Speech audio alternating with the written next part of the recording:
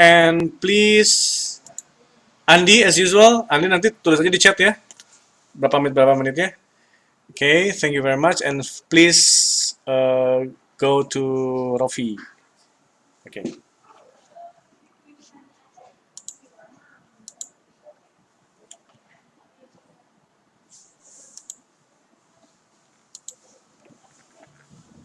Yeah, please, Rofi.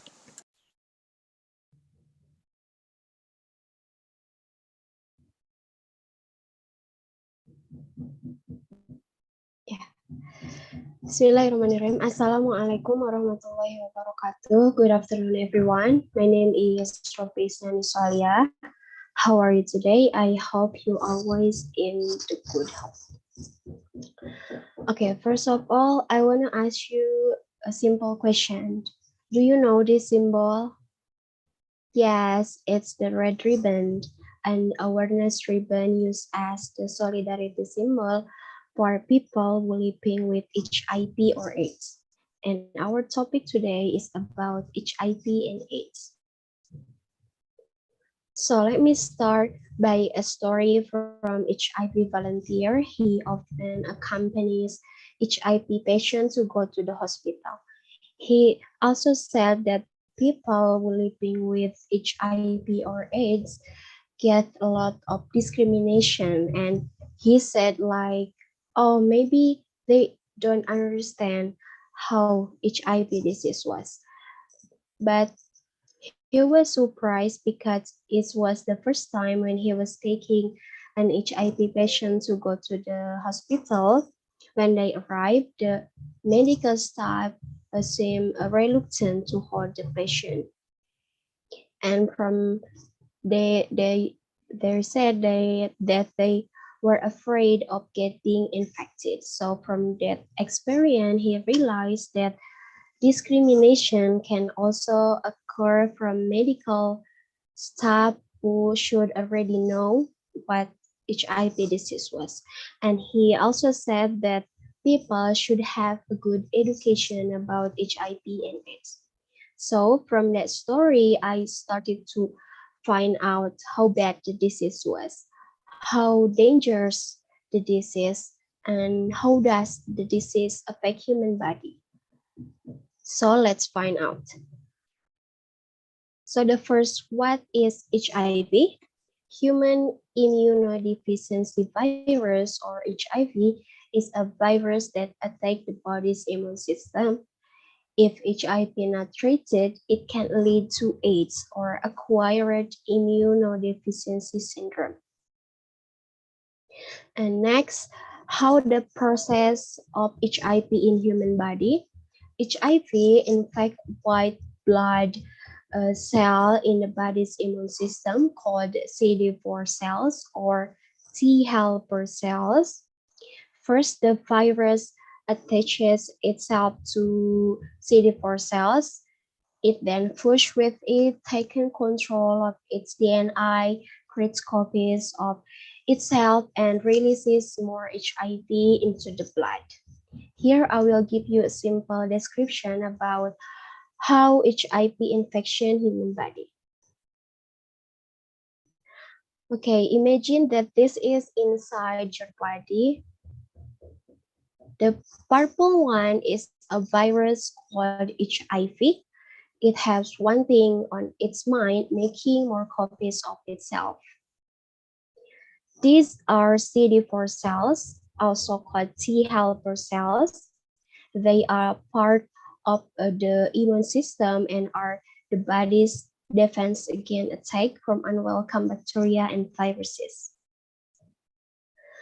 But when an HIV attacks a CD4 cells, it gets inside the cell and start making more copies of itself. Eventually, the CD4 dies, the virus releasing more HIV into the body, which in turn attack more CD4 cells. And the CD4s, and without additional support, the CD4 cells are quickly overwhelmed by HIV viruses. with CD4 defense lowered and HIV multiplying. The bodies become vulnerable to attack from another infection, and it can lead to AIDS. So this is the transmission of HIV or AIDS. And this is some possible symptoms of HIV. These symptoms may last for a few days or several weeks. And what are stages of HIV? HIV have three stages. The first one is acute HIV infection, second chronic HIV infection, and third AIDS. The first stage is acute HIV infection. Acute HIV infection is the earliest stage and is generally developed within 2 to 4 weeks after infection with HIV. During this time, some people have some symptoms, and in this stage, HIV multiplies rapidly and spread throughout the body. The virus attach and destroyed CD4 cells. At this stage, the level of HIV in the blood is very high, which greatly increases the risk of HIV transmission. And the second stage is called chronic HIV infection, also called asymptomatic HIV infection or clinical latency. During this stage, HIV continues to multiply in the body, but at very low levels. People with chronic HIV infection may not have any related symptoms, but it's still possible to transmit HIV to others. Without any HIV medicine, HIV infection can advance to AIDS in 10 years or longer, or for some people, it may advance faster. And the last stage is called AIDS or acquired immunodeficiency syndrome. This is the final stage of HIV, most severe stage of HIV infection because HIV has severely damaged the immune system. The body can't fight off opportunistic infections. Once a person is diagnosed with AIDS, they can have a high viral load and are able to transmit HIV to others very easily. Without treatment, people with AIDS typically survive about 3 years. And then this is the last and the important part is about the cure. As we know that there is currently no effective cure for this disease, but with a proper medical care, HIV can be controlled. There is HIV medicine called ARV or antiretroviral therapy. This ARV can reduce the amount of virus in the body of someone with HIV. This keeps the immune system strong enough to fight off the disease. Here are some types of ARV medicine. People with HIV who get effective HIV treatment can live long, healthy lives and protect their family and partner. So we as humans have no right to discriminate against those who are infected with HIV. Of course, we have to be careful and keep alert, but we also have to understand how the virus can spread so that we can stay away from it, not away from the person. Avoid the transmission and keep giving them support. Hope this explanation useful for you, and I hope this description can open our hearts for them. Any question? Thank you. Okay, Rofi, may I? Oh, okay. So Is yes, there please. is there any herbal medicine that to cure HIV, like plants that are easy to find, maybe? Thank you. It's about herbal medicine, right? Okay. As we know that there is currently no effective cure for this disease, but from some website that I read, there are several herbal medicine that can be a complement for HIV medicine. There are aloe vera, Justicia genderusa leaf, salvia leaf, and milk thistle. But this herbal medicine is only used as a complement for HIV medicine. These herbal medicine are known can help to increase the body's resistance to fight infection that cause HIV and AIDS. So I think this herbal medicine is also important. Maybe that's it, Salsa. Okay, thank you. You're welcome.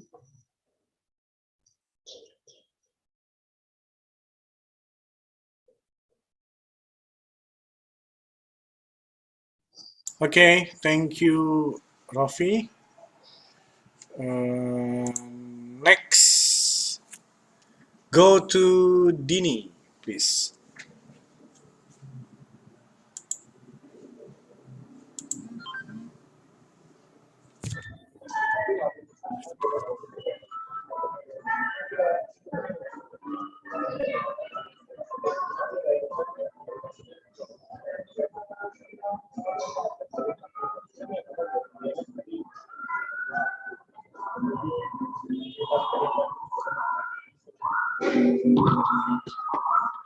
Assalamualaikum warahmatullahi wabarakatuh.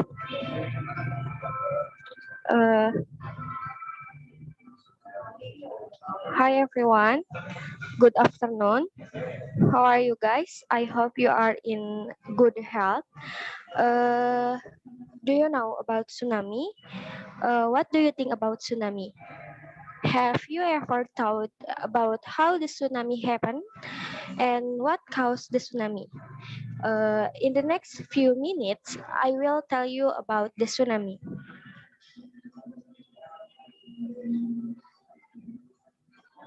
Tsunami is a large water wave caused by disturbances on the seabed.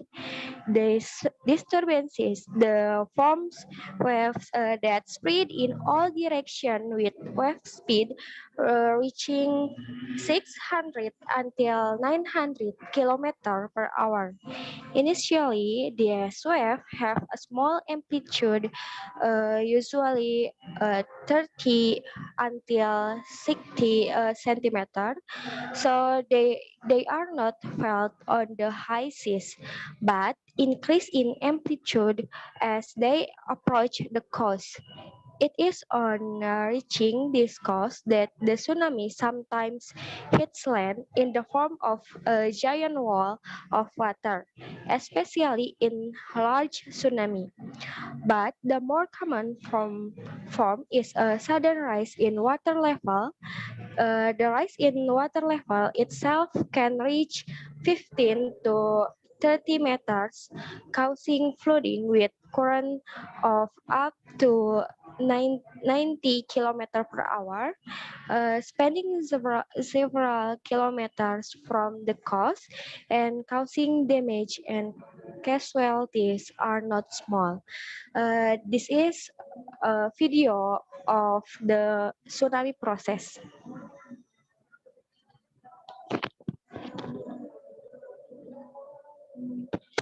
Next is there are three types of tsunami. The first is nearing or local tsunami occur 30 minutes after the earthquake. The distance from the epicenter to this location is 200 kilometers. It is highly likely that the area around the earthquake sends or even damage buildings. Signs before a tsunami occurs are strong vibration and are often followed by high tides. These signs are magnified by a system of equipment equipped with alarms. Second, A medium range tsunami occur 30 minutes until 2 hours after the earthquake. The distance from epicenter to this location was 200 kilometer to 1000 kilometer. It is possible that the area around this distance also felt an earthquake with an intensity of 2 to 5 mmi or modified Mercalli intensity. A sign before a tsunami occurs are strong vibrators and are often followed by high tides. The equipment system of this area is also the same as the area above, but the equipment system may play more of a role because the vibrations are not too loud. These signs are also magnified by a system of equipment equipped with alarms. The last long-range tsunami occurred more than 2 hours after the earthquake. The location of this area from the epicenter is more than 100, 100 kilometers. Therefore, it is unlikely that this area will feel an earthquake. However, it is still possible for ups and downs to occur before the tsunami wave arrive. The equipment system for this area does not need to be equipped with accelerograph unless this area is also a close range tsunami prone area. The equipment required for this area are vibration, which have been installed at the Thetis Geophysical Station. Next is the cause of tsunami. The first cause a tsunami is earthquake. The most common cause of tsunami is earthquake. The earthquake that has the most potential to cause a tsunami is an earthquake that occurs in a shallow subduction zone. However, not all earthquakes like this cause a tsunami. Typically, only earthquake with a magnitude above 7 on the moment magnitude scale have this potential. Second, volcanic activity. Another cause of tsunami is volcanic activity, especially from volcanoes that are near or under the sea. Generally, volcanic activity causes the rise or fall of the volcano lips to cause a tsunami similar to an underwater earthquake tsunami. The last is landslide. Another common cause is landslide, both those that occur under the sea and those that occur on land but transfer material such as rock into the sea, because underwater landslide often occur due to earthquake. In addition, landslide can also worsen disturbances in water after an earthquake. This phenomenon can cause a tsunami even in earthquake of a magnitude that would not normally cause a tsunami. Next, what are the signs of tsunami? The first is the earthquake. Tsunami caused by tectonic reaction will be preceded by large earthquake, generally with a magnitude of more than 7. According to BNPB, generally in Indonesia, it is preceded by a large earthquake and low tide.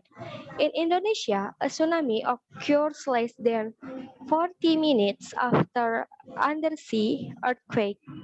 Usually, the earthquake will last more than 20 seconds. Second is low tide. After a large earthquake occurs, a tsunami is usually marked by the receding of seawater. Usually, fish and coral will appear on the surface. The receding of seawater can occur suddenly after an earthquake occurs. This is due to the opening of the earth plates under the sea. Seawater will automatically fill the space created by the open earth plate. Third is roar. Rumbling sounds such as the roar of a train or a jet plane passing can signal an impending tsunami wave. If you hear a sudden roar, you need to be aware of the dangers of a tsunami that may occur. This rumbling sound occurred due to the shifting of the Earth's plates under the sea. Fourth, surrounding animal behavior. The next sign is the unusual animal sign. Usually, the birds will appear in the sea area. Animals will tend to stay away from the sea because of their sharp instinct for danger. The last is unusual activities. Another sign of impending tsunami is unusual sea activity. Sea wave will come suddenly and repeatedly with very strong energy. A few minutes before the big wave, there will be a small wave that mark the return of the seawater run to the highlands. So now you know the causes and sign of a tsunami. If you feel or see and hear the sign mentioned above, then what you need to do is immediately tell the people around. Don't wait for an official tsunami warning and hurry. Save yourself by staying away from coastal area and looking for higher ground or sturdy buildings. Away from the river, waves can roll into rivers and other water flows that lead to the sea. That's all for me. Any question? May I, Dini? Yes, Rofi. So you have explained about how the tsunami process occurred. And my question is, in your opinion, what should we do after seeing the sign of tsunami? Thank you. Thank you, Rofi. What to do before? What we have to do is first turn on the radio to find out if a tsunami occurs after an earthquake near the coast.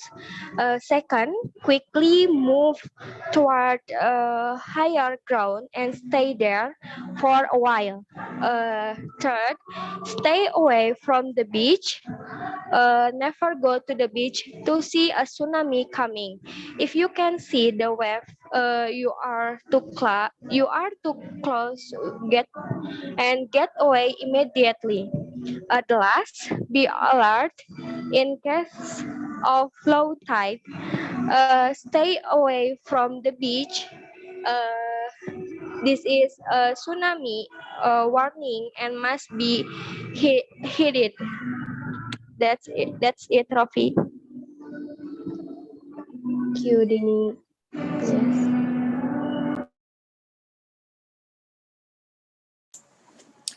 Okay, thank you, Dini, and thank you, Andy. Right, go to Bella. Yes, please, Bella.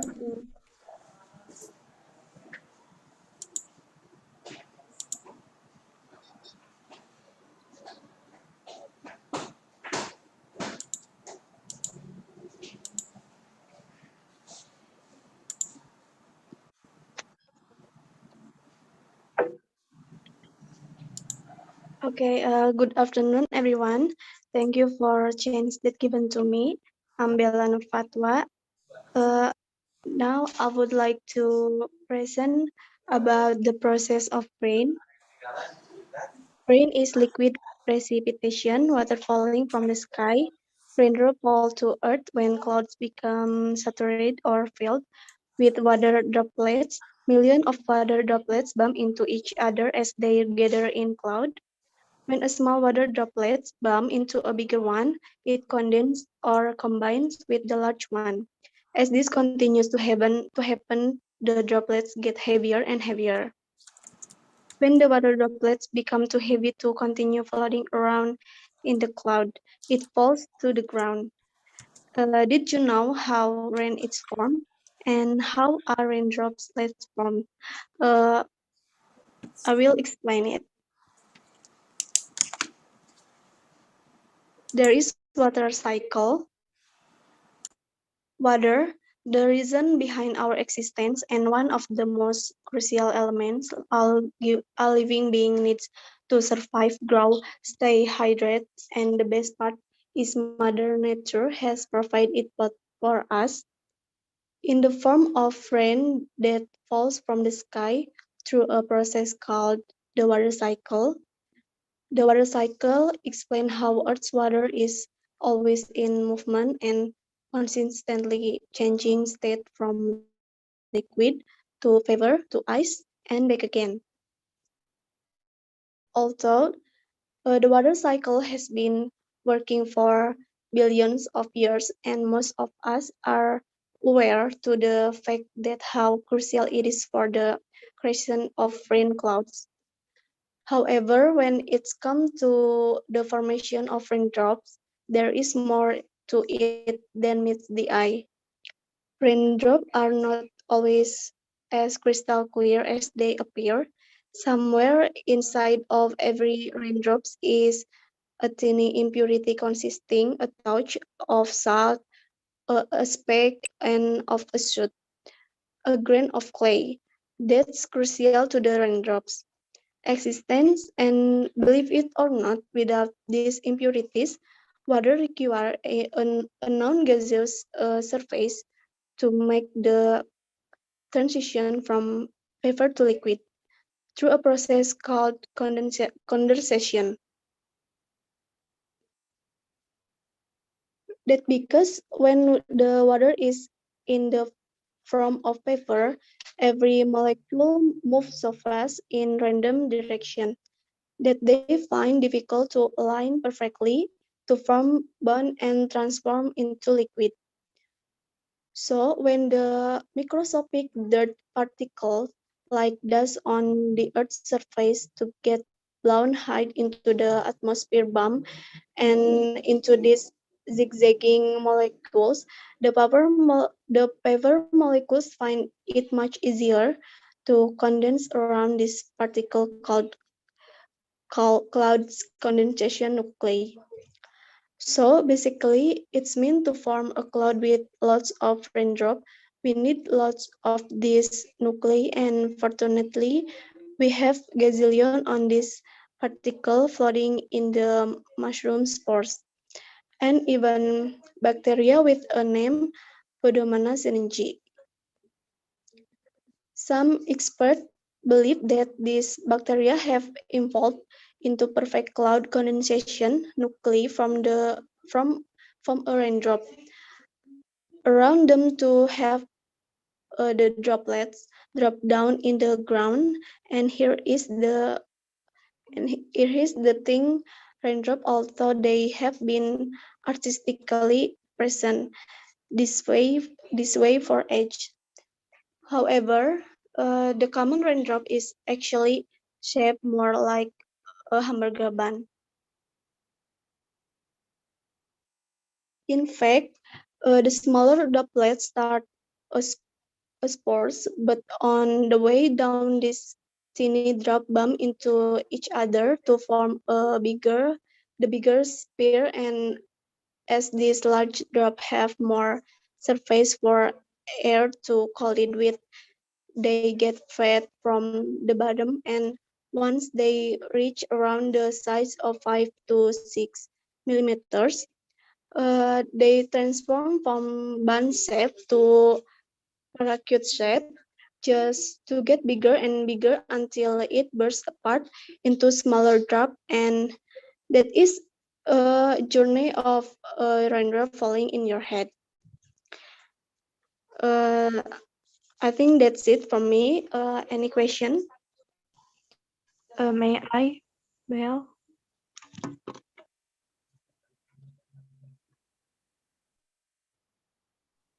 Okay, sure. Siti Karisma. Uh, I just curious about what makes raindrops tear shape? Okay, thank you for the questions. Raindrops are not tear safe when falling through the air. Raindrops can even take on hamburger shape when they get big enough. You might think that the resistance of the air flowing past the falling drop would smear it backwards to form a tail, but the air resistance instead just flatten the front of the drop. The smaller the raindrop, the smaller the effect or air resistant, and the more spherical the raindrops becomes. That's it. Okay, thank you, Bella. Thank you. Okay, good. Thank you, Bella. Go to Herlin, please.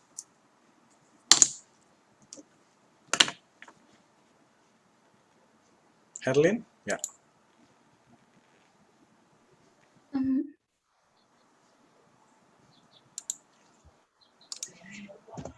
Assalamualaikum warahmatullahi wabarakatuh. Good afternoon, everyone. My name is Herlin Fahmi, and I will present it about global warming. What is global warming? According to the NRDC, or Natural Resources Defense Council, global warming is the process of increasing air temperature due to trapping heat in the atmosphere by carbon dioxide gas that can threaten climate change and can cause disaster on the Earth's surface. The NRDC says global warming is the biggest environmental and humanitarian crisis to date. Global warming is closely related to air pollution around the world. Rising amounts of carbon dioxide, the greenhouse effect gases caused by the burning of fossil fuels, and other human activities have been the main sources of global warming for many years.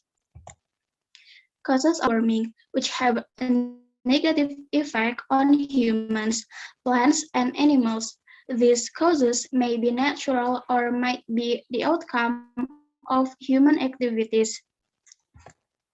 Man-made causes of global warming. First, deforestation.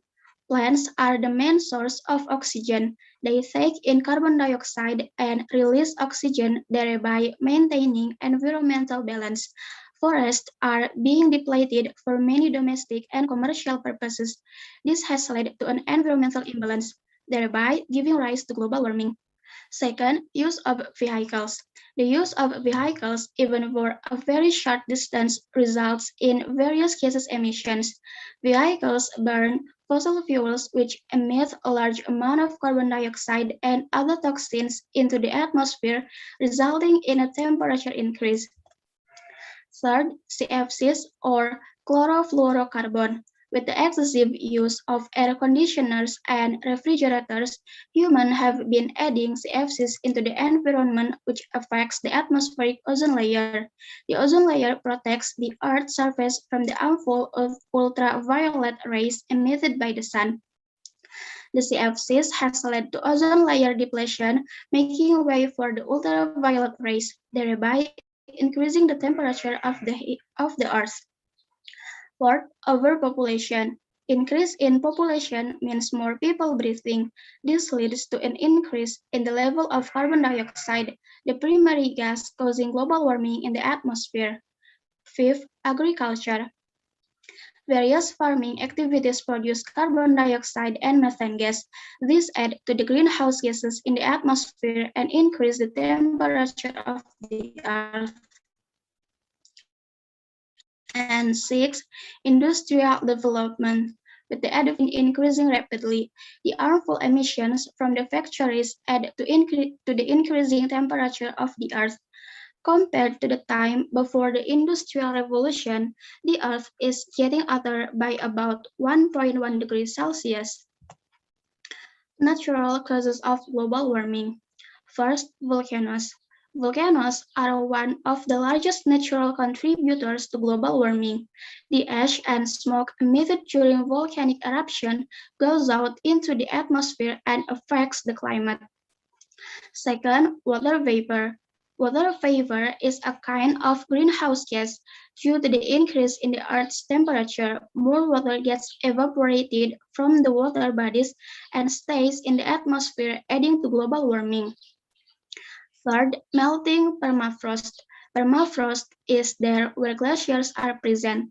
It is a frozen soil that has environmental gases trapped in it for several years. As the permafrost melts, it releases the gases back into the atmosphere, increasing the Earth's temperature. And the last, forest blazes. Forest blazes or forest fires emit a large amount of carbon-containing smoke. These gases are released into the atmosphere and increase the Earth's temperature, resulting in global warming. Effects of global warming. Global warming has negative impact, some of which are rise in temperature. Global warming has led to an incredible increase in Earth's temperature. Since 1880, the Earth's temperature has increased by 1.1 degrees Celsius. This has resulted in an increase in the melting of glaciers, which have led to an increase in the sea level.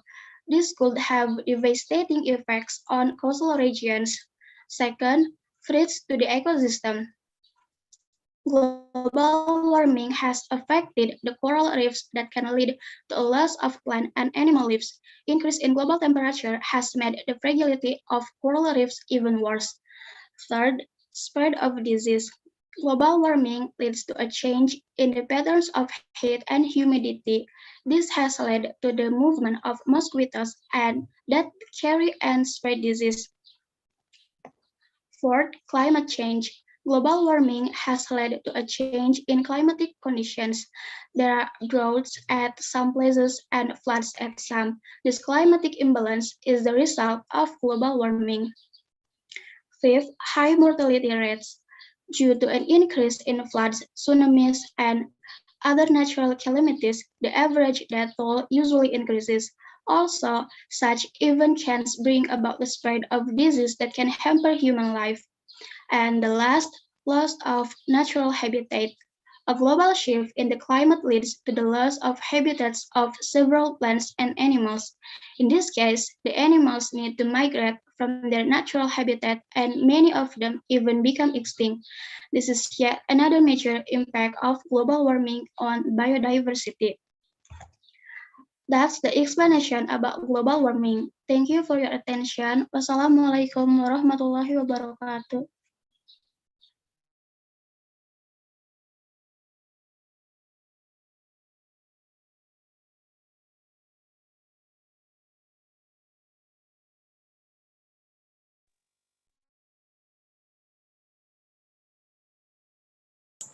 No question? Herlin, may I ask you? Yes, Amel. What the simplest thing that we can do to reduce global warming?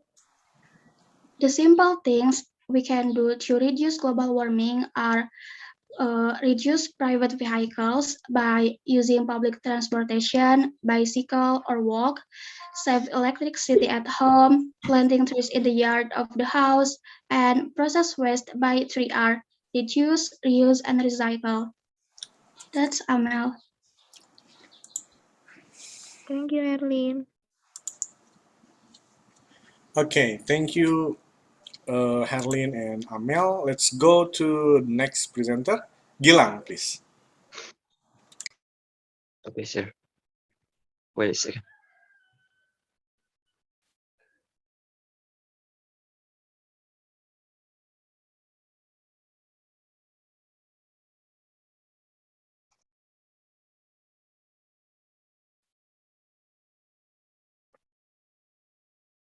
Um,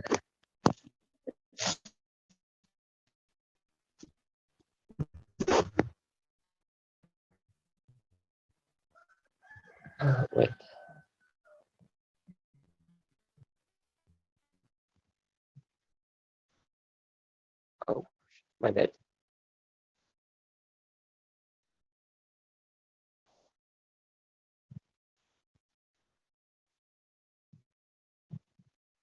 Yeah. Can anybody see my presentation or PowerPoint?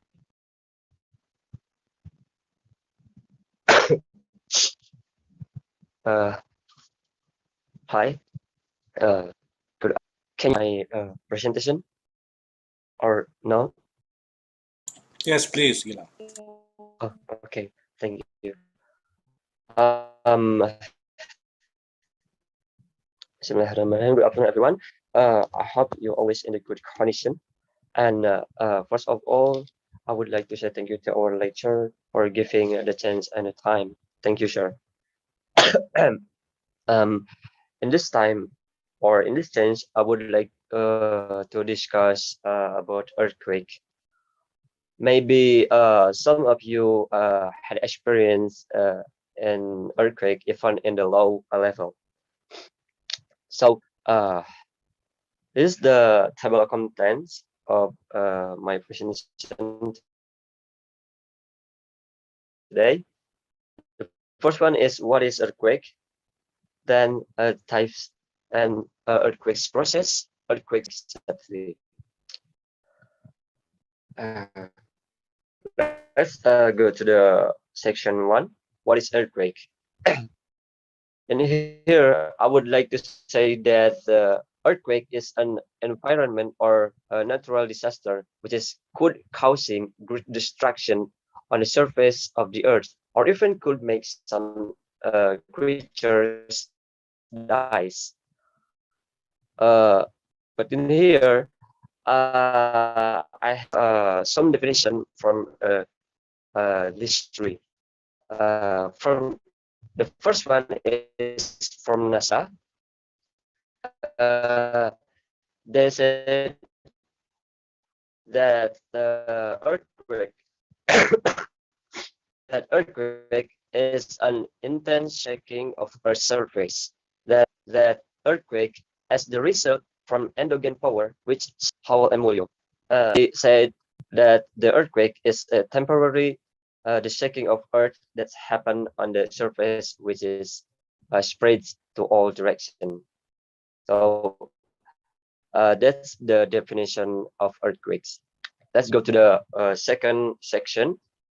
It's about types of earthquake. The first one is based on its causes. There are four types of earthquake that categorized by its causes. The first one is a tectonic earthquake. The tectonic earthquake is the common cause of the earthquake. The earth crust unevenly shaped slab of rock causes the tectonic plates to move towards, away, or push against each other.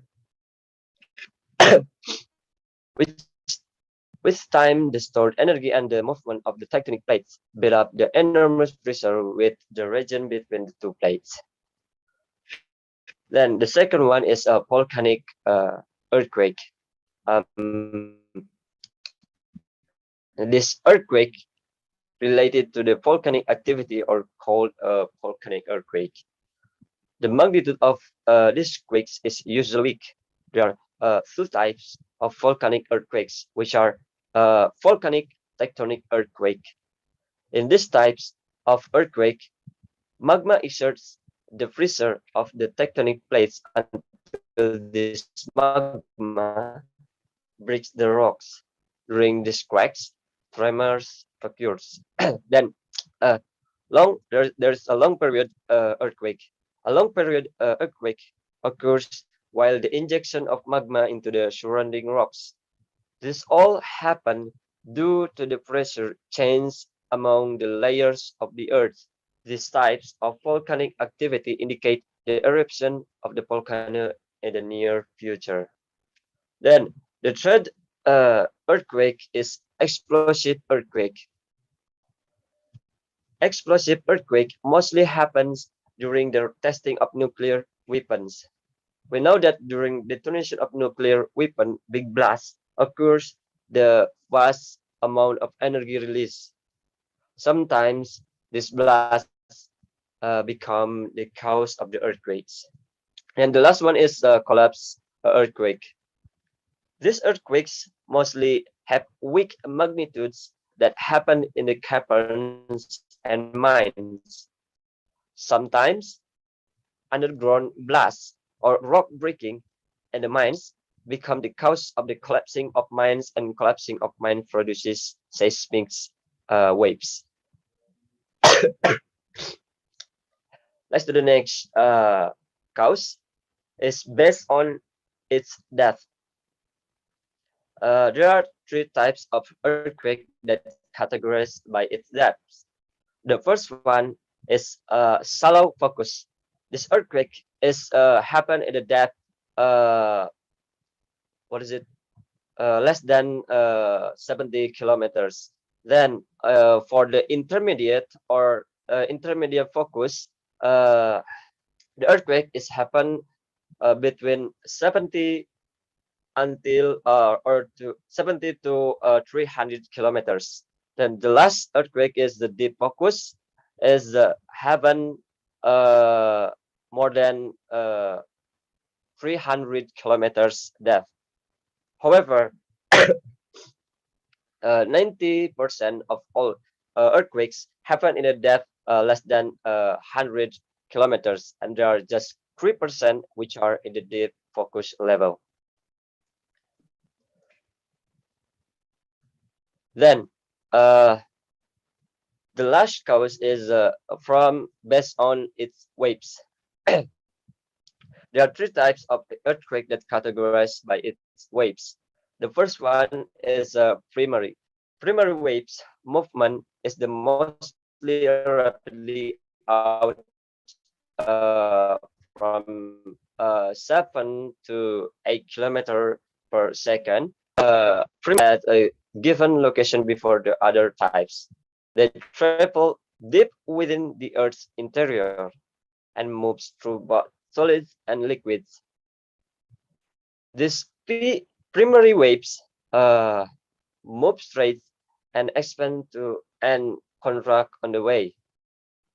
They are least damaging of all the waves. Then the second one is a secondary earthquake. The secondary waves, the fastest of this earthquake is about 4 to 5 kilometers per second, arriving at the give location after the primary waves. Secondary waves travel within Earth's interior also, but they only travel through solids or crust and mantle. Secondary waves travel up and down in S-like motion, and they are more destructive than primary waves. Then the last one is the long or surface earthquake.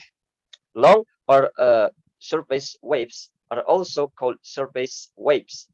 Yeah, and they are the slowest of three. Uh, is about 3 kilometers per second.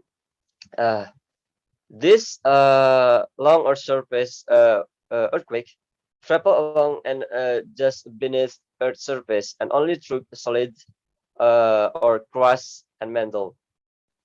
And also, this earthquake move all around, and they are most destructive. Let's go to the next section. The third section is about earthquakes process.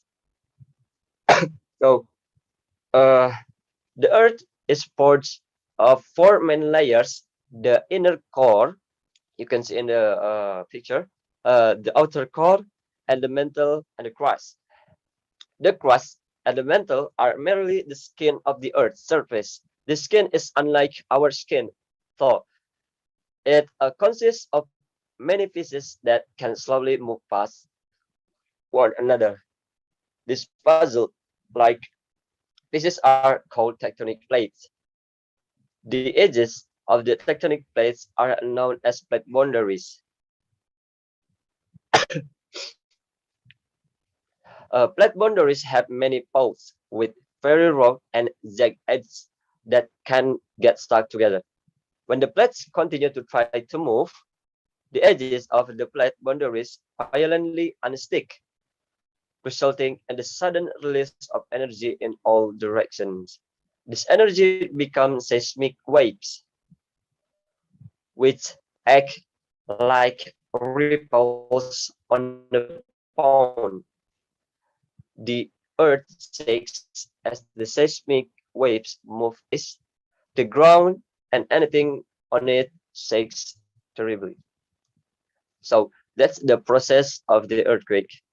Let's move to the effect of the earthquake.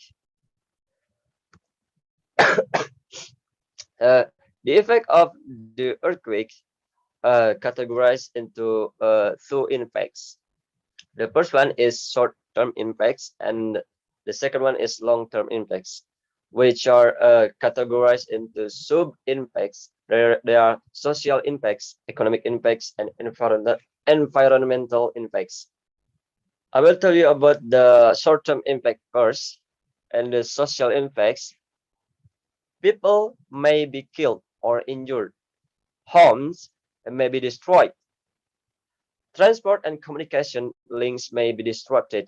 Water pipes may be burst, and water supplies may be contaminated. Then, in the economic impacts, there shops and business may be destroyed. Looting may take place. The damage to transport and communication links can be trade difficult. Then, in the environmental impact, for the short-term impacts is the built landscape may be destroyed. Fires can spread due to gas pipe explosion. Fires can damage areas of woodland. Landslides may occur. Tsunamis may cause flooding in coastal areas. So that's the short-term impacts. Let's to the long-term impacts. And the social impacts, disease may spread. People may have to be rehoused, sometimes in a refugee camps. For the economic impacts and long-term impacts, the cost of rebuilding a settlement is high or expensive. Investment in the area may be focused on only on repairing the damage caused by the earthquake. Income could be lost. Then the last environmental impact is important natural and human landmarks may be lost. So that's the effect of the earthquakes. Then the last section is about earthquake safety. Uh, this mean is about preparation. So no matter where you are, earthquake preparedness is a given. Even if you've never experienced an earthquake and live reduce your family risk of injury during other natural disasters, or if you're visiting more earthquake prone areas. So I would like to tell you the first guide is before the earthquake. And and this before an earthquake, the first one is create an earthquake plan.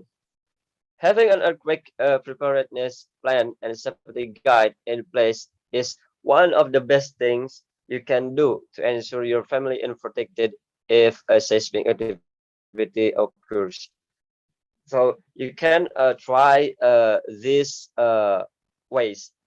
The first one is thinking about earthquakes with your family, creating an emergency kit, asking about earthquake emergency plan, mapping out your home plan, and the last is practicing the plan. And the second one is protect your home. The purpose of this plan is to reduce the damage of the earthquake to your house or your home. You can take this ways. I'm sorry. The first one is brace home appliance like water heaters and gas appliances to the wall, bolt them to the studs of extra security. Then teach family members how to shut off gas and water pumps. Anchor all freestanding or top-heavy furniture to wall studs to prevent stumbling and the others. So the next one is during an earthquake.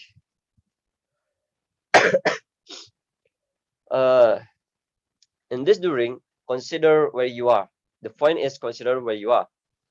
If you've been practicing your earthquake preparedness plan, you should have designated places to go if an earthquake occurs. But what if you're not in any those places? If an earthquake happens in another location, use these tips for safety. Uh, uh, the first one is inside a crowded building. Uh, when you are inside a crowded building, avoid rushing for the doorways, or as others may do so as well. Instead, take cover away from display shelves, windows, and falling objects, using something to protect your head and neck from debris. Then, when you in outside, move away from potential hazards such as utility wires, buildings, trees, and telephone poles. Uh, then stick with an open area and get down low, covering your head and neck until the earthquake passes. Then, when you're in a moving vehicle, move the car to the curb of shoulder, trying to avoid potential hazards, including overpasses, bridges, and overhead wires. Remain in the car and pull the parking brake. When the shaking has stopped, travel slowly and be aware of pavement cracks, downed poles or wires, and collapsed bridges or overpasses. If it's not safe to leave the car, remain there until help arrives. Then, when you're near the ocean, just walk, don't drive, away from the water, being mindful of debris and potential hazards. If you experience a severe earthquake, try to get 100 feet above sea level or 2 miles inland in case of a tsunami. Then, if you sit unable to move to the ground, uh, either at an even or in a wheelchair, lock your wheels if needed and remain seated. If you can't shelter under the sturdy piece of furniture, use whatever is near to protect your head and neck from falling object. Then the last is when you're in a high-rise building, just avoid windows, inside walls, and standing or sheltering near heavy objects and glass. Do not leave the building or use the elevators in case the electricity goes out. So that's all from me. Oh, I'm sorry. The last is about the next preparation. The next preparation is just do the first and the second ways. So uh, that's all from me. I hope my safety guides help for you all. So for your attention, goodbye.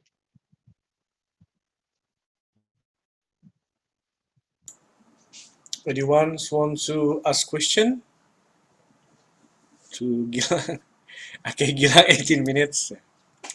Maybe later you can make it short, yeah, Gilang. Okay, any question for Gilang? No. Okay, right. So we go to Irvinia. Yeah, please, Irvinia. Okay, sir. Wait a second. Okay.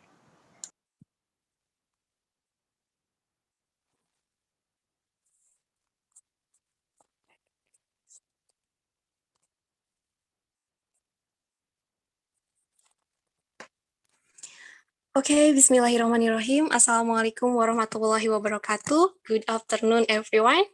Today, I'm Irvinia Melayani Olive. I'm going to discuss about the process of global warming. But I'd like to say thank you for everyone who's joined this meeting and also paying attention to me, and also to our lecturer, Bapak Denny Kodrat, who's given me the chance to talk about this topic.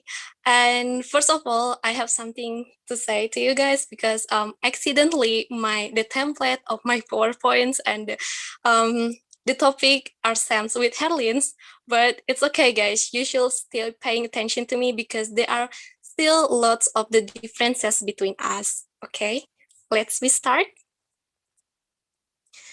Before I tell you how the process of global warming, you guys should know what is global warming, which is one of the major problem of 21st century. So global warming is the long-term warming of the planet's overall temperature. Through this warming trend has been going on for a long time, and its pace has significantly increased in the last 100 years due to the burning of fossil fuels. And what kind of fossil fuels? Fossil fuels include coal, oil, and natural gas. And burning them causes what is known as greenhouse effect, or in Indonesian is called efek rumah kaca. I believe you guys already know what is greenhouse effect, or maybe you've heard about greenhouse effect. But as I know, there are still lots of people in Indonesia thinks that because of the name is efek rumah kaca, they think efek rumah kaca means a house made from glass, but that's totally wrong because um, because greenhouse effect is a natural process that warms this Earth's surface. But besides of greenhouse effect, global warming also caused by air pollution and forest damage. And the Earth is warming up, and and humans are at least partially to blame because when the volume of fossil fuels increase, it's because of the human population are increased. So that's why humans are at least partially to blame. Okay, let's move to the next. Okay, there are causes of global warming. Actually, there are lots of causes of global warming, but because of the limit of the time, I have four main causes of global warming. First is deforestation. First is deforestation. Second is agriculture and farming. Third is fossil fuels, and the last is mining. Deforestation. What is deforestation? Deforestation is the large-scale removal of trees from the forest or other lands for the facilitation of human activities, because plants and trees play an important role in regulating the climate because they absorb carbon dioxide from the air and release oxygen back into it. So when the trees or other vegetations is removed or burned, the stored carbon is released back into the atmosphere as CO2, which is contributing to global warming. Second is agriculture and farming. Maybe why agriculture and farming causes of global warming? Because animals, livestock like sheep and cattle is produce methane, and some that farmers are also release nitrous oxide, which is greenhouse gas. The third is fossil fuels. Fossil fuels such as like oil, coal, and gas, as I told you before, that causes pollutants to be released into the air, therefore warming our planet's average global temperature. The last is mining. Mining is removal of minerals and metals from Earth, such as gold, silver, diamonds, and because mining often involves large diesel trucks and loaders running around emitting CO2, which is the main contributor to greenhouse effect. So, how the process of global warming? As you can see in the picture, the process of global warming begins from the light of the thread of the sun because partially returned to the sky and partially absorbed by the earth, which is reflected back in the form of infrared radiation. And then the solar radiation passes through the earth and through the atmosphere as more and more solar radiation is in the Earth's atmosphere layer, causing the ozone hole. Maybe you've heard about ozone hole. And most of the solar radiation is absorbed by the Earth's surface and heated up. And then the infrared radiation emitting by the Earth is absorbed by CO2 in the atmosphere, which is then partially transmitted into space and partly returned to Earth's atmosphere. The CO2 that returned to Earth's atmosphere causes the Earth continuously getting hotter, and this condition is known as global warming. Next is the impact of global warming, because when the global warming happen, of course, there's lots of impacts in our life. And I have 3 examples of impacts of global warming. The first is hotter day. The global warming is increased day by day. It means the weather will be hotter. And the second is rising sea levels. Increased ocean temperature are melting glacier and ice caps all over the world. And because of the melted ice increase, because of the melted ice, it means like increase the volume of water in our oceans. The last is oceans are warming and acidifying. When the oceans become warmer and more acidic, warming waters are bleaching coral reefs and driving stronger storms. And then rising ocean acidity threatens shellfish, including the tiny crustaceans without which marine food chains would be collapsed. Okay, finally we are in the last. As you can see, a quote from James Hansen: "Global warming isn't a prediction; it is happening." So it's very important for us to understand what is global warming, what is the impacts of the process, and also about the causes, so that we can fight for the health of our planets. That's enough from me. Thank you so much for your attention. Wassalamualaikum warahmatullahi wabarakatuh.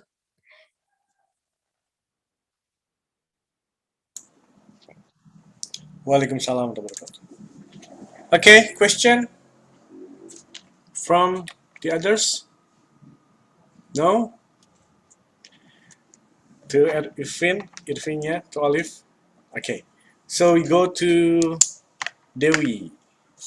Please, Dewi.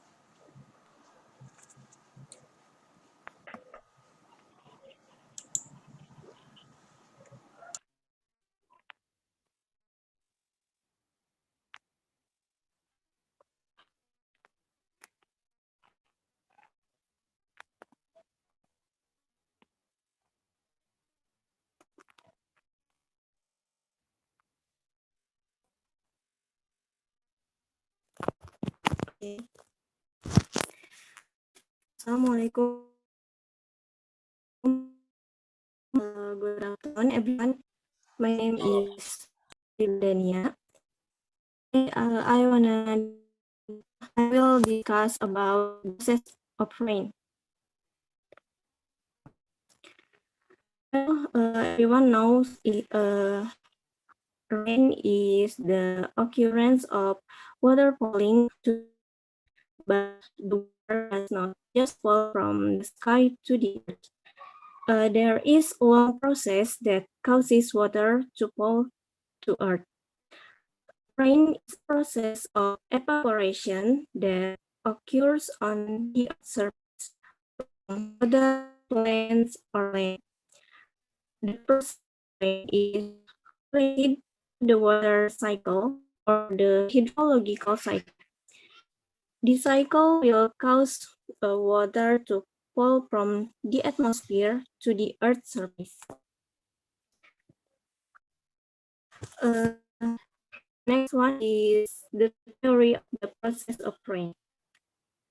The process of rainfalling has two theories, namely the ice crystal theory and Colosines theory. The ice crystal theory. The first theory is a theory that explains that rain comes from ice crystal or melting snow. This theory describes that ice crystal form in high clouds due to water depositions. For water vapor, measure the crystal size. The gravitation force the crystal fall to the Earth's surface.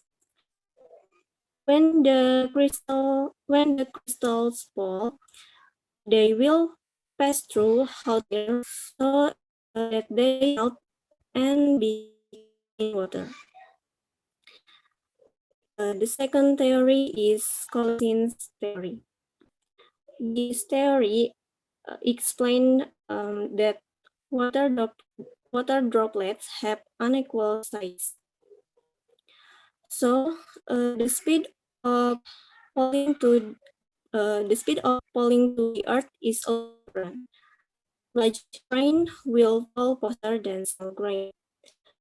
When large grains fall, they will hit or collide with small grains. When they collide, the size will get bigger. So the process of falling water to the Earth's surface is getting the next discussion. That is the process of rain in deep. In general, the rain falls on the ground has gone through three stages, including evaporations, condensations, and precipitations. The first stage that occurs in the process of rain is evaporation. This term refers to a conditions where the evaporation of water is caused by the heat of the Earth's temperature emitted by the sun. Water that is stagnant in large quantities, such as those found in rivers, lakes, and seas, will go through an evaporation process that will turn it into granules or vapor. Furthermore, water vapor will rise into the atmosphere and gather and then agglomerate into clouds. Temperature is the measure that affects this stage. The hotter the temperature, the water will evaporate into the air. The effect is the greater the potential for rain to occur. Evaporation of water does not only occur in the soil, but also takes place in living things. This process is called transpiration. Basically, the working principle of transpiration with evaporation is almost the same. Both turn water into water vapor, which rises to the top of the atmosphere. In other words, transpiration is the process of evaporation in plants when they die. However, the amount of water that becomes vapor through transpiration is generally much less than the amount of water vapor produced by evaporations. The process of rain is condensation. After the water undergoes the evaporation process and rises to the sky.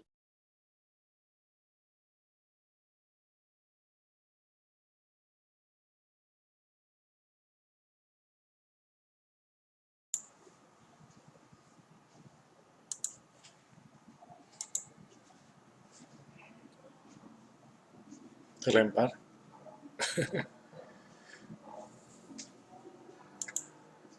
Okay, Dewi. Any question for others for Devi? No. Okay. I think your signal is not good, Dewi. Okay, let's go to Ajeng. Excuse me, sir. Can I ask to Dewi? Oh, okay, Dewi, please. Yes, Misha, please. Okay.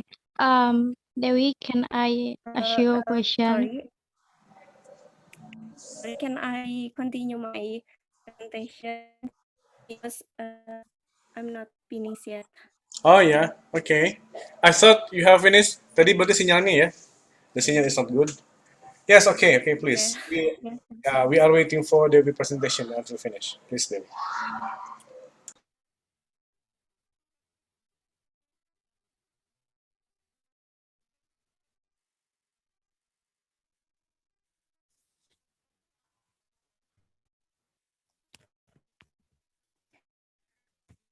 Okay. I'm sorry for the now. This process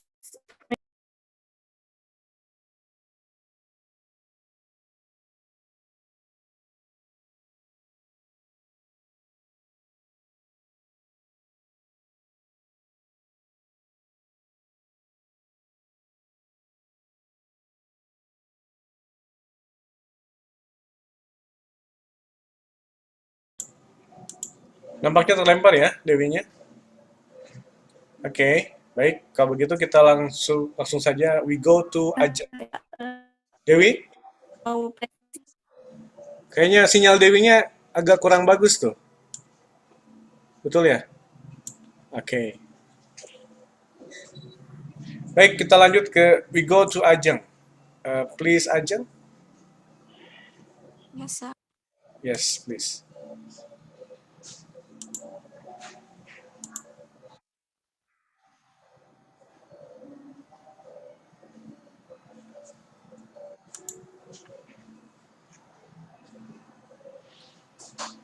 Assalamualaikum warahmatullahi wabarakatuh. Hello everyone, my name is Ajeng Saputri, and as screen on screen, I will explain about the process of Ebola virus infection. Before I explain the infection process, I will first explain what is meant by the Ebola virus. Ebola virus disease is disease caused by the Ebola virus, which is a member of the filovirus family. Ebola virus disease is one of the deadliest viral disease outbreak because it has a high mortality rate. Ebola was discovered in 1976 in Central Africa. The first outbreak occurred in a village in the Democratic Republic of the Congo, and a second outbreak occurred in South Sudan.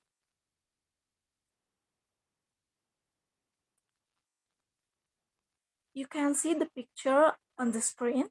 That's how the Ebola virus looks like. Yes, this virus has an unusual shape, very long and thin than other forms of the virus. This virus has 7 genes in the RNA genome. However, with just 7 filovirus genes alone can create large amounts of virus and cause extensive tissue necrosis.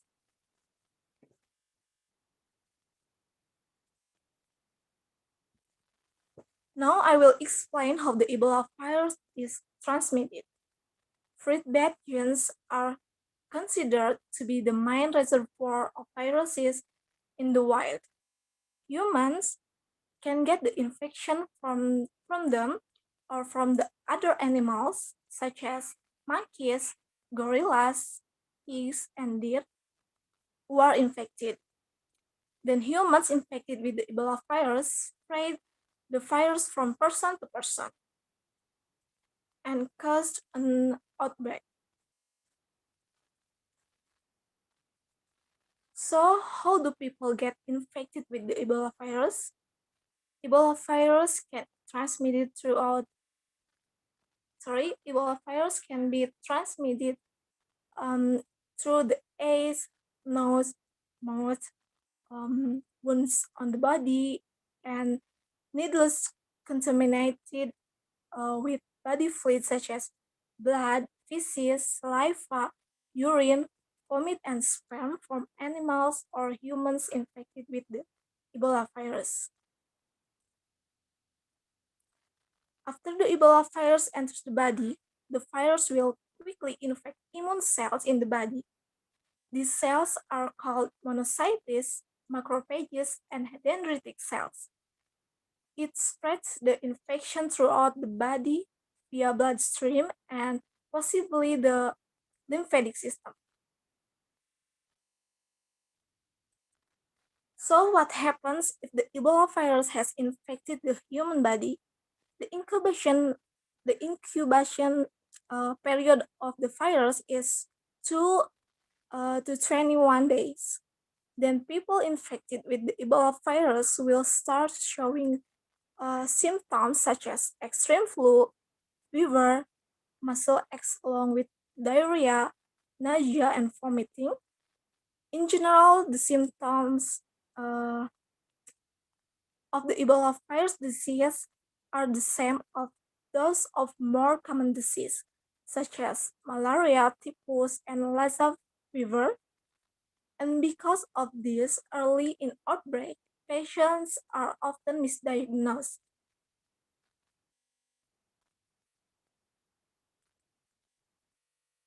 Then the Ebola virus will infect the liver and adrenal glands, and liver tissue is destroyed. It will affect the production of proteins that help the blood to clot the major adrenal glands that are above the kidneys, impair the production of steroid needed to control normal blood pressure. The most lethal aspect of Ebola virus infection is the dramatic overreaction of the immune system. A massive cytokine storm that forms the body defenses to wipe out the virus. This is what often causes people to die when blood vessels become more permeable, which will lead to dehydration, low blood pressure, and shock. And in some cases, people experience internal and external bleeding. That's all I can say. Sorry if there are mistakes. Thank you. And do you have any question? Okay, question? May I, sir? Yes, please. Ajeng, I want to ask question. Does the Ebola virus exist in Indonesia? If so, how widespread in why how widespread is the infection? Thank you.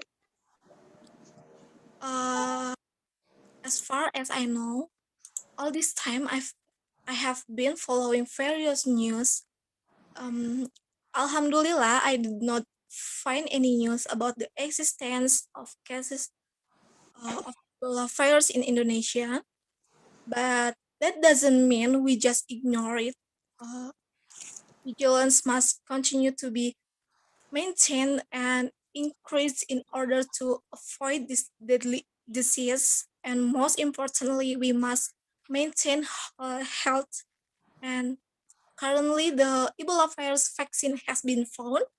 So far, areas affected by the outbreak can get the vaccine. Thank you. Okay. Good. And go to the last one, Ihsandi, please. Yes, sir.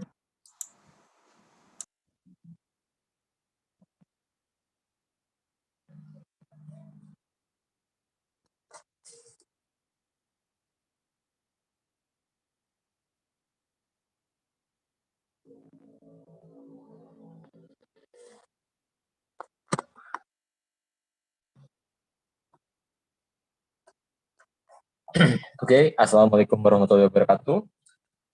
Good afternoon and good day, everyone. First of all, I want to thanks to Mr. Denny Kodrat for giving me opportunity to giving speech about how to process of twin babies. Okay, let's go, shall we? The idea of having twin tends to several people. Some couples say they love the change to parent to babies, and others react in an entirely different way.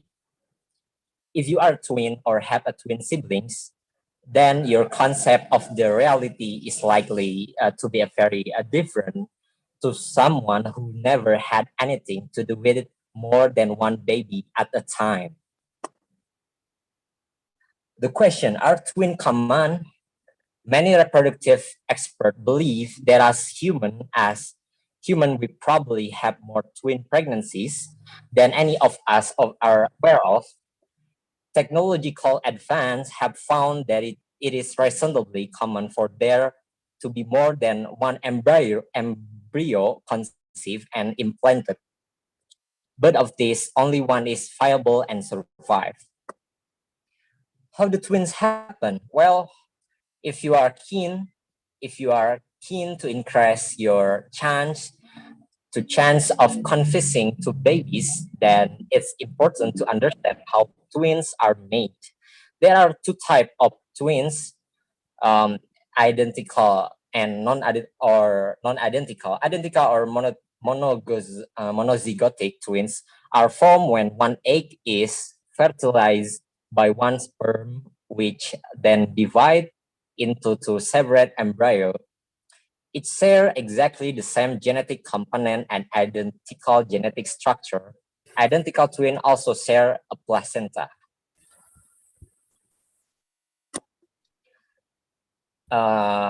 Non-identical, or you can say a twin from two separate eggs being fertilized by two separate sperm. These twins are their own unique little individuals and share no more genetic composition than sibling with the same parents. Each baby in a non-identical twin pair will have its own placenta. Another name for non-identical twin is fraternal. Fraternal twins. All pregnancies start when a sperm fertilizes an egg. This fertile egg is called a zygote.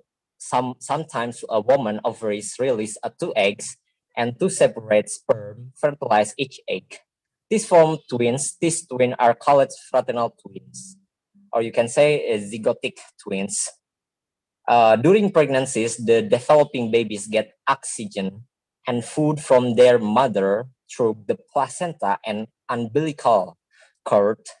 Fraternal twins have separate placentas and umbilical cords, umbilical cords.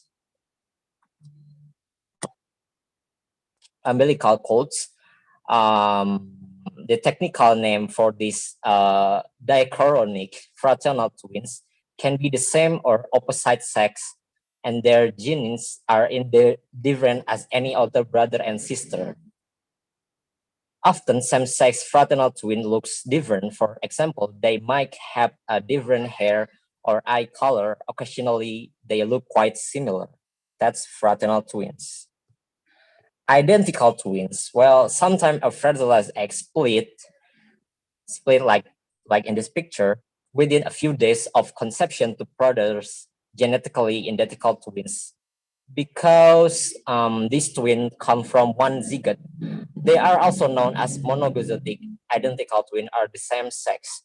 There are three types of identical twins. Well, about one of identical twins split soon after fertilization and from completely separate twins. Like fraternal twins, these twins have separate placenta, and the other two split after they attach to the wall of the womb. As a result, they share a placenta. The technical name for this is monochoric. The third, it's very small number of identical twins. Splitting might happen even later In this case, both twins share an inner sac called amnion, in addition to sharing a placenta. The technical name for this is monominonetic twins. They are often called Momo Twins. Although identical twins have the same genes, they don't always look the same. This is because children health and development are shaped not only by genes but also by experience in the womb and after birth. For example, a twin who receives less blood from the shared placenta might weigh less at birth. A factor that increases your odds of having twins naturally, we have four: genetic, egg, diet, and previous pregnancies. First, genetic. You may have heard that twin run in families. This is practically true. Your chance of having fraternal twin may be higher if you are a fraternal twin yourself, or if fraternal twin run in your family. About age, hormonal change that happen as you're near menopause and encourage the body release more than one age during ovulation. If two or more are fertilized and both implant, you might just need two cribs in your nursery. And diet, this may occur because women who eat dairy may be taking extra insulting growth factor. The cows release this hormone into their milk and their consume it may influence human reproduction. And the last, previous pregnancies. Do you already have a child who looking to be a big brother or sister? He or she may be a reason you end up having twins. And now, what will help boost my the change of having twins? Well, being older than your rather than your younger help, it seemed to be a twist of nature that just before a woman enter perimenopause, her ovaries start releasing more than one egg each month. Second, pick your own genetic carefully. Though we all know this is impossible, but if you come from a family where non-identical twins are common, then your family history and genetic endowment means that you've got a greater chance of having them yourself. As a third, be a twin yourself. Mother who are twin are more likely to have twin babies. They are not influenced on the male partner's side, only the mothers. Keep breastfeeding your older baby and toddler. Keep breastfeeding your older baby or toddler woman, meaning women who are producing breastfeeding are more likely to conceive with twins.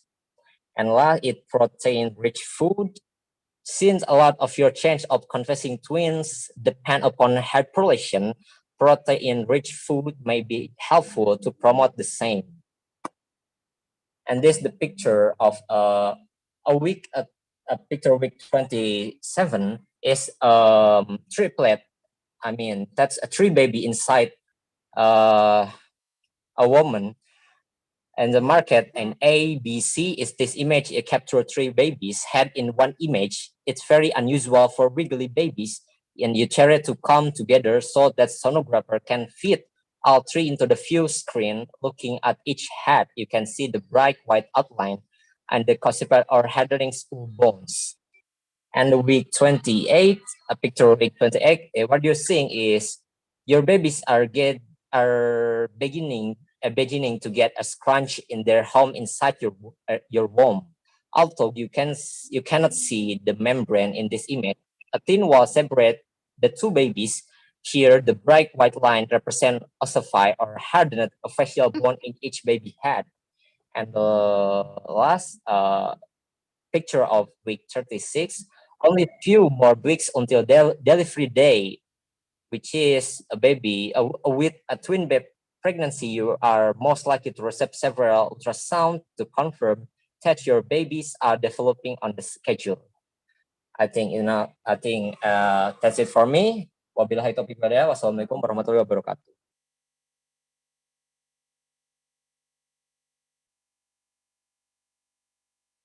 Waalaikumsalam warahmatullahi wabarakatuh. Question to Isandi, please. May I, sir? Yes, Gila. I would like to asking about maybe breastfeeding. when a woman brought twin babies, is it possible for her to do breastfeeding time? Well, thank you for the question, Gilang. I think the answer is yes, but it depends. There are many parents who choose to breastfeed their child, a twin child, with a varying degrees of success. I think I had advice for you or your um, future wife. Maybe find a good consultant and begin working with in the pregnancy to form your breastfeeding plan. I think you should tell your future wife a plan to breastfeeding plan and get a consultant. I think that's it. Okay, that's enough. Thank you. Okay, good, thank you. Baik, untuk Dewi, because the time is almost up, maybe next week ya, sebelum masuk ke materi berikutnya atau round untuk speech lagi, nanti Dewi dulu. Gitu Dewi ya. Baik, okay, I need about 5 minutes ya to review atau memberikan satu poin penting. Nanti saya masuk pada topik yang buat pekan depan. Saya coba sharekan. Okay, right, ladies and gentlemen, it's actually it's very different when you are talking in social media and with talking in front of people directly. Yeah, so there are some points to consider for you when you are talking or when you are delivering speech on cam. Okay, and it can be applied in next week ya for monologues. Kalau yang beberapa pekan lalu very short speech, and today you are helped by the PowerPoints. Nah, sekarang akan tampil sesi monolog. Tapi beberapa hal, nah, I have to underline or highlight some points here. The first is be aware of this one, articulation, the way you speak, your pronunciation. Jadi yang paling penting itu kejelasannya. You should speak clear, so the audience can listen you clearly, of course. Ya. And the second is kamera. Sebetulnya lebih bagus kalau kameranya on ya, on cam when you are giving your speech, because you know that we also not only listen your sound but also see your gestures gitu. And it is one of the way to build the communication, build of the interaction between you as a speaker with the audience. Even though maybe audience off cam, but you have to imagine that they see you directly. Yeah. So for the speaker, you have to on cam, of course. And the next is background. Now, be careful with your background. I think you'd better to use the virtual background kalau ada di laptopnya. Tapi when you are using handphone, nah berarti pilih background yang pas ya. Maybe the flat background wall, jadi apa dinding yang tanpa ada tulisan-tulisan gitu. Like color, not colorful but color like black, green or apalagi itu krem ya seperti ini. Itu tapi yang penting jangan sampai you don't need to or you don't have to make colorful background, karena background yang terlalu mencolok itu akan will distract the audience ya. And next is you have to focus on your topic. Ya, the focus on the topic, you have to set the outline supaya bisa mengefektifkan waktu. And then also the topic should based on the fact. Nah, ini nanti karena nanti temanya tentang argumentation.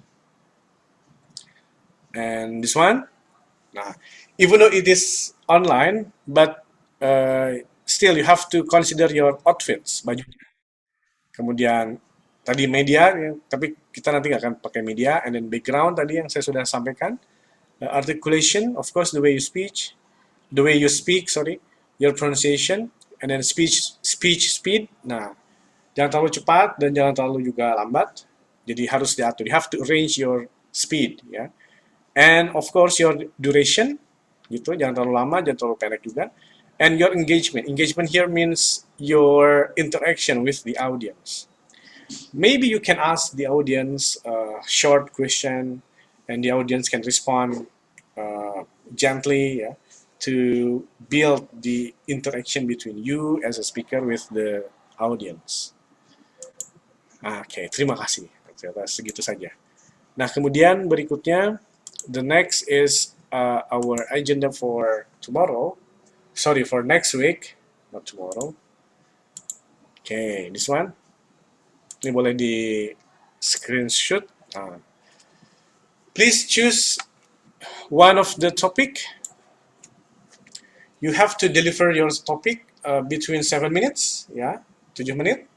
No questions dan tidak pakai media, tidak pakai equipment. It's your argumentations, your monologue.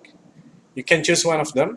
You can choose bullying at school, hoax in social media, sexual harassment at campus, transgender on TV, employee versus entrepreneur, ecological preservation. Ini maksudnya preservation ecological. Jadi perawatan alam ya, atau penjagaan alam lah gitu, ecological preservation, health insurance or BPJS, and last only two political parties in Indonesia. Silakan pilih topik yang menurut kalian sesuai and you like the topic, and don't forget, as I said before, outline and also give clear fact gitu. Baik, sampai di sini kan? Boleh Pak. Oke, silakan Gilang. Mungkin berkaitan dengan yang tadi, karena Gilang tadi terlalu lama ya Pak. Jadi kira-kira bagaimana cara mengetahui waktu kita berpidato gitu Pak, mungkin untuk mengaturnya mungkin gitu Pak. Okay. Kan kalau misalkan pas kita berbicara, kita tidak tahu bahwa waktu kita sudah berapa menit gitu Pak. Okay. Yes. Okay, good question. The first is, of course, you have to practice in rehearsal. When you are practicing and when you are rehearsal, you can see your time. Jadi pada saat latihan, pasti Gilang akan tahu berapa kira-kira waktunya. Misalnya latihan yang pertama, 20 menit nih, padahal waktunya hanya 7 menit. Nah, berarti harus dipendekkan si pembahasannya. Kalau yang jelas segini, kalau lah misalnya 1 menit memaparkan 1 slide, dan kita punya 15 slide, pasti 15 menit gitu. Itu aja patokannya. Jadi jangan terlalu banyak. Kecuali kalau kita menerangkannya dengan sangat cepat. Jadi kalau misalnya tadi waktunya hanya 7 menit, dan menggunakan slide, mungkin 7 sampai maksimal 10 slide. Itu pun mungkin terlalu banyak, karena bisa jadi kita menerangkannya satu-satu bisa sampai 1 atau 2 menit gitu. Itu yang pertama. Dan yang kedua, ya rehearsals, practice. Di saat latihan, kita bisa ngecek berapa nih durasi waktu. Jadi kalau dalam latihan misalnya 7 menit, biasanya kalau dalam kenyataannya bisa 7 sampai 8 menit gitu. Jadi ambil waktu-waktu yang moderat lah dalam latihan. Terus di saat prakteknya ya I think you'd better to see the time gitu. Tapi nanti mungkin akan diingatkan oleh siapa nih? Mungkin oleh Andi ya, kalau udah lewat dari 7 menit, nah bisa pakai ya di interrupt lah gitu. Oke, begitu, Gila? Baik, terima kasih. Ada yang lain? Baik, kalau tidak ada, pekan depannya random saja ya. Yang siap, langsung tampil.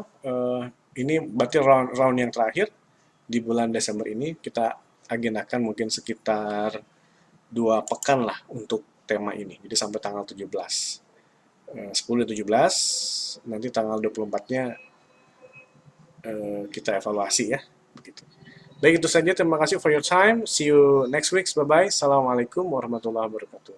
Waalaikumsalam warahmatullahi wabarakatuh. Waalaikumsalam warahmatullahi wabarakatuh. Thank you, sir.